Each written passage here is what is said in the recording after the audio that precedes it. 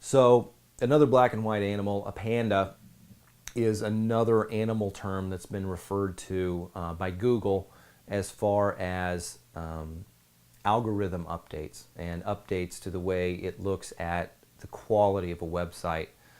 Panda penalties and Panda filters are generally involving content on your site. So a lot of times it's either thin content or duplicate content that's been taken from elsewhere. Repetitive content that's across too many of the pages that are the same, things that don't read well, improper grammar, things of that nature. Panda penalties are very easy to recover a site from. You just have to know what you're looking for.